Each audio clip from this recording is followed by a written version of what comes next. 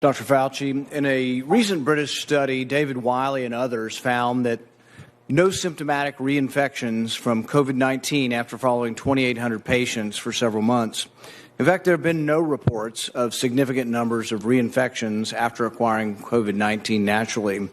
Shane Crotty, a virologist at La Jolla Institute for Immunology, concludes from his experiments that the amount of immune memory gained from natural infection would likely prevent the vast majority of people from getting hospitalized disease, severe disease for many years.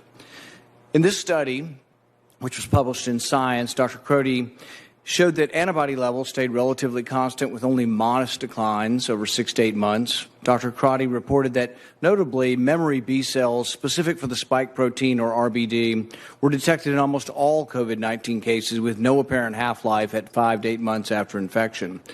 In other words, Dr. Crotty found significant evidence of long-term immunity after COVID infection. Furthermore, Dr. Crotty noted B-cell memory to some other infections has been observed for as long as 60-plus years after smallpox vaccination, or even 90 years after a natural infection with influenza. That was a woman who got the Spanish flu, still showed immunity 90 years later.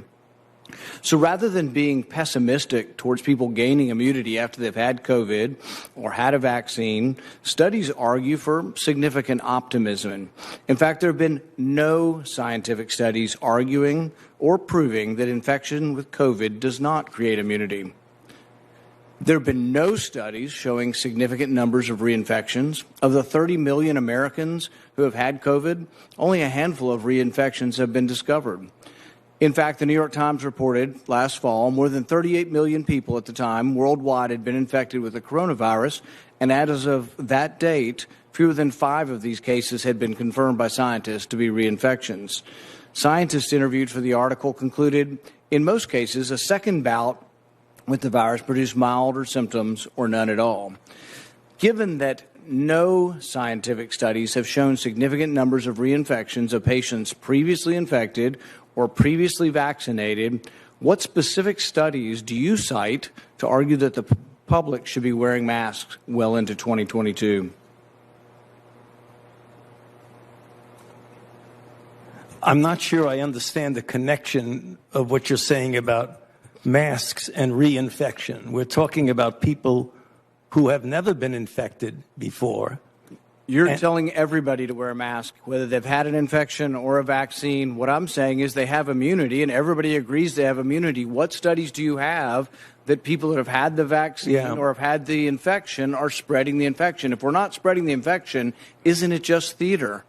No, it's not. You had the vaccine and you're wearing 2 masks. Isn't that theater? No, that's not. Here we go again with the theater. Let's get down to the facts.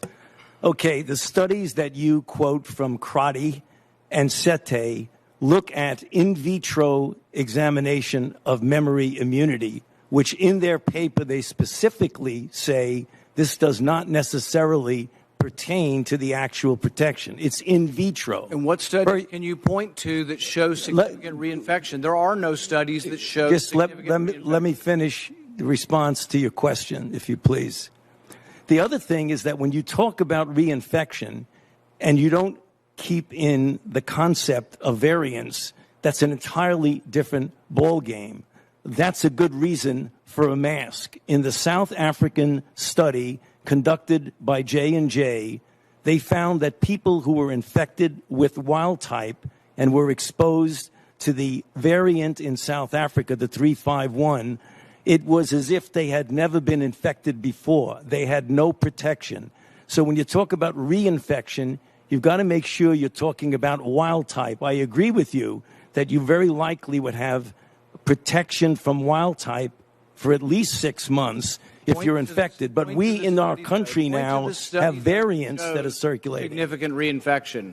What study shows significant reinfection, hospitalization, and death after either natural infection or the vaccine? It doesn't exist. There is no evidence that there are significant reinfections after vaccine. In fact, I don't think we have a hospitalization in the United States after the 2-week period after the second vaccination. We don't have a death in the United States.